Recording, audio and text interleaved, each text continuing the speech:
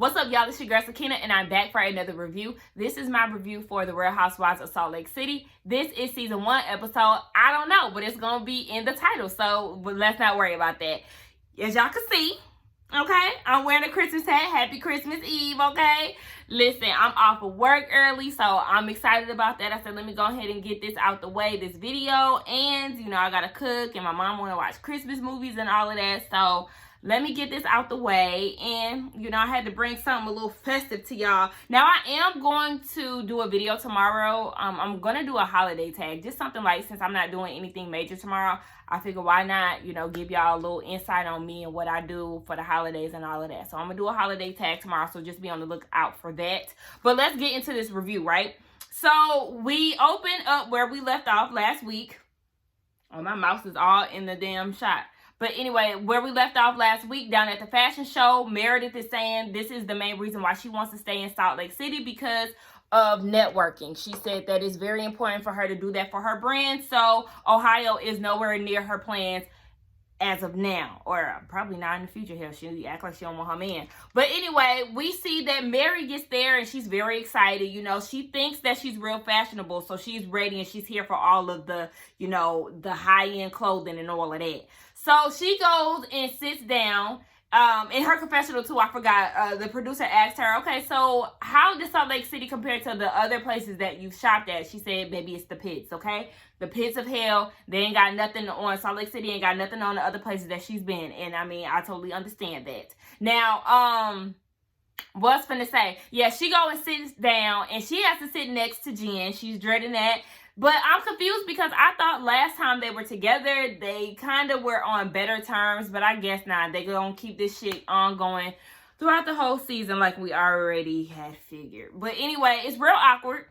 Jen barely acknowledges her. It's like they're looking at each other but not saying anything. So then Mary takes the initiative to speak and tells, what's her name, Jen, that she looks great. And Jen didn't say anything. I said, oh, okay, rude. The fuck? Now, we get down to this fashion show.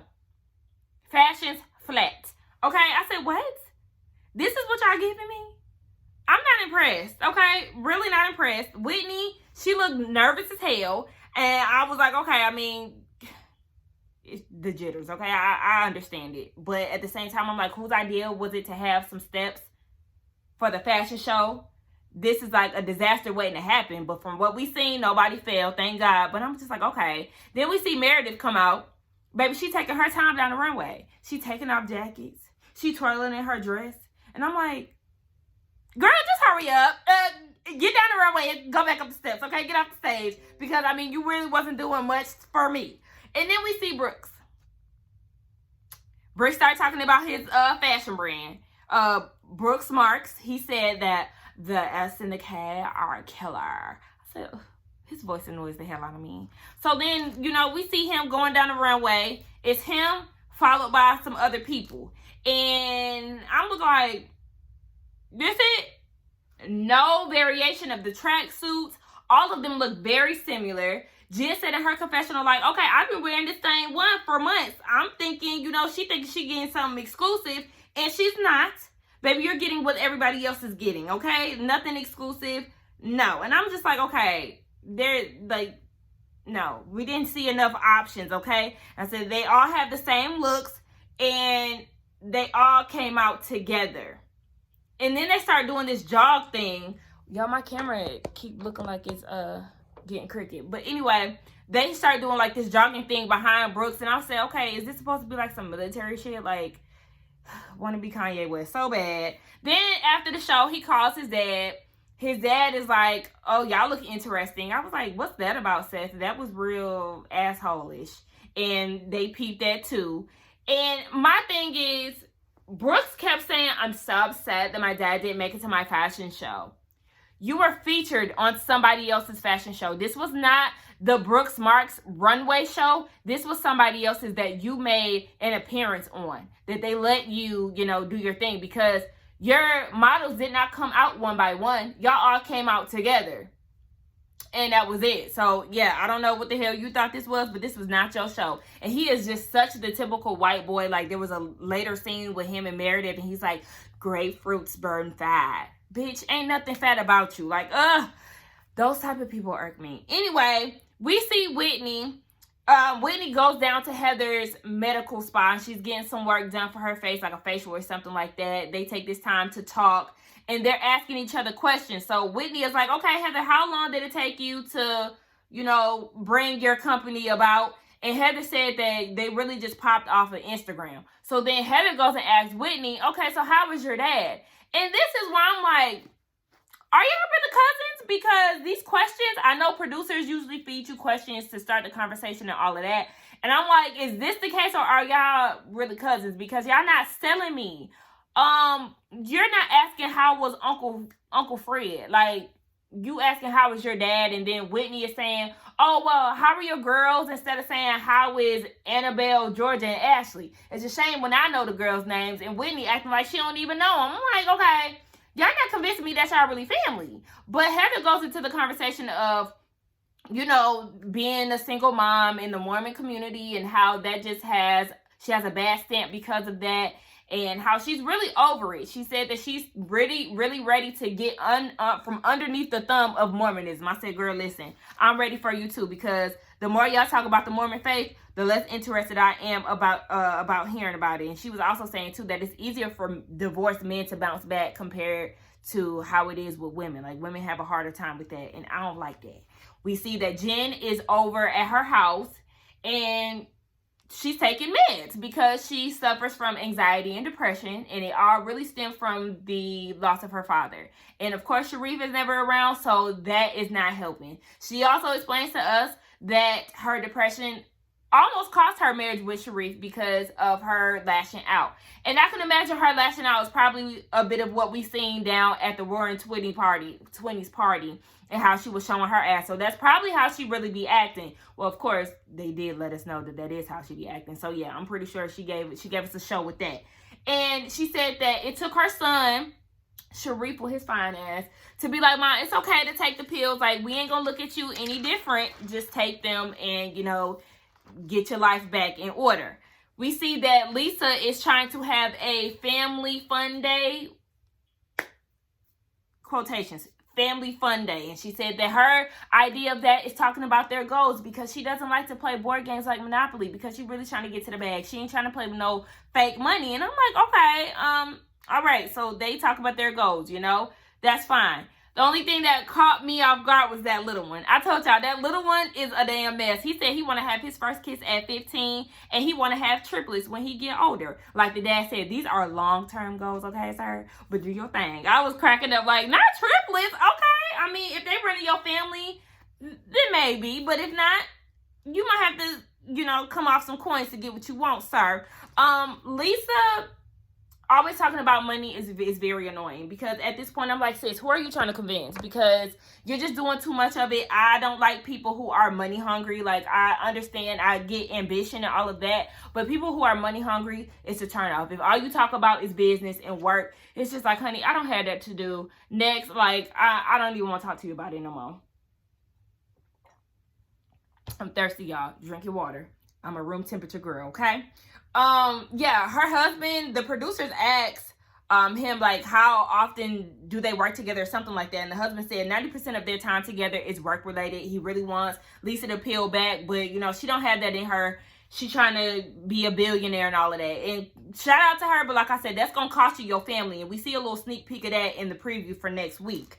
We see that Heather, Jen, and Meredith get together, and they're ordering up all kind of appetizers, and I'm just like, take me back to a simpler place and time where we used to be able to go out to eat without masks and all of that. Even though I don't understand why people go and sit inside of restaurants, because, you have to wear a mask and all of that, and you have to take it off to eat and drink. So, yeah, just doesn't make sense to me. I don't go sit down in restaurants.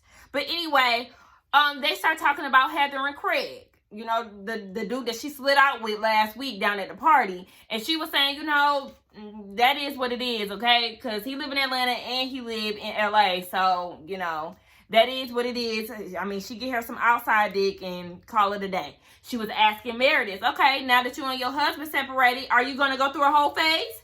No, she says that she isn't going to do that.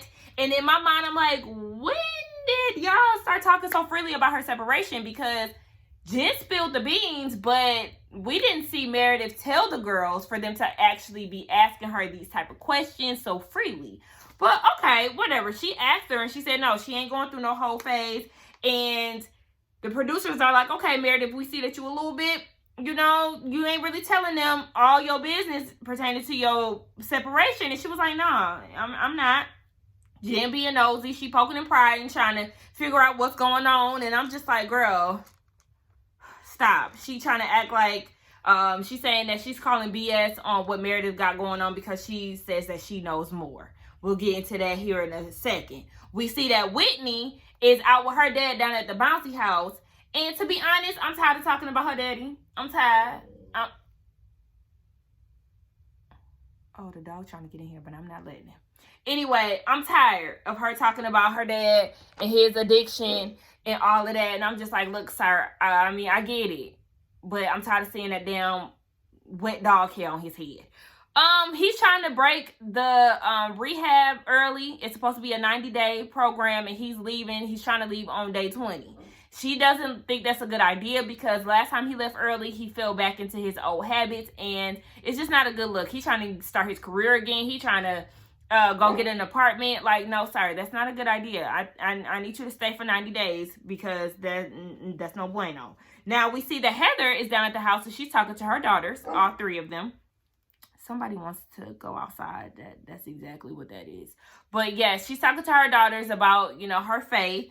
And she's basically saying that she wants out of the Mormon faith. And her daughters are very supportive of her. They're like, look, we admire you. We admire the close relationship that we have with you. And we're just here for you. And we love that you allow us to be who we want to be and go down our own path, knowing that you are going to be there for us. And I love this. I know that we always talk about Heather and, you know, her divorce and her trying to find her way. But I love her storyline. I feel like it's authentic. I can't wait to see her find a man and be happy and drink and smoke and do all the things that she wants to do without feeling shamed. So shout out to Heather. Now we see this last scene where Mary wasn't even in this episode for real outside of the fashion show, and I was not mad at it. Let me hurry up because he want to go outside. Now we see that Jen and Whitney are down at her house. They on the pole, and you know, that's her thing. And I love doing pole stuff too. Going to pole classes too. I miss doing that. But anyway, they talk about their husbands. Whitney and her husband getting in more than her friends do. Jen ain't getting it in. She said she's using a vibrator. And then that leads into a conversation about Meredith and Seth yet again. So Jen is talking about, you know, if you don't get it at home, you're going to get it from somewhere else. And she was obviously talking about them trying to insinuate that maybe Meredith is doing something. And Whitney in her confession was like, I don't like where this is going, what she's alluding to, because if you saying some shit like that, you better have some hard facts behind that. So the producers is asking Jen, because even Whitney asked her, like, okay, Jen, what's going on? And she was like, I mean, you're going to have to ask Meredith. So then the producers asked Jen in her confessional, like, you are acting as if you know something that we don't know, so spill the beans. She tells them that they were in New York, her and Meredith, for her trunk show, and there was this man there who was gushing all over Meredith, saying that he's in love with her, that's the love of his life, he's going to marry her. And Jen is like, okay, well, that's weird because she's married. The guy even walked Meredith to her room or wherever, and that is what it is. She's trying to make it seem like Meredith got this side piece, and I mean, it's not your business to tell, right? Ain't that what she just told us? And I'm just like, what's up with you trying to act like you're such a loyal friend, but yet you keep stabbing Meredith in the back? Like, you're so obsessed with her marriage. Is disgusting to me. Like, I don't understand it. Roddy? I don't understand it. And it's just like, it's irritating as hell. And it's like, there's certain moments where I like Jen, but overall she's really starting to piss me off more than ever, because it's not your story to tell, yet you keep running your fucking mouth. Like, shut the hell up. Anyway, I hope Meredith sees the kind of friend that she's surrounded herself with in Jen and really just, you know, gets rid of her, because she's not a good friend. Anyway, y'all, that was my thoughts on the episode. Y'all let me know what y'all think. Don't forget to like, comment, and subscribe to my channel. And I will see y'all in the next one. Happy Christmas Eve again. Let me go let this dog out. Bye.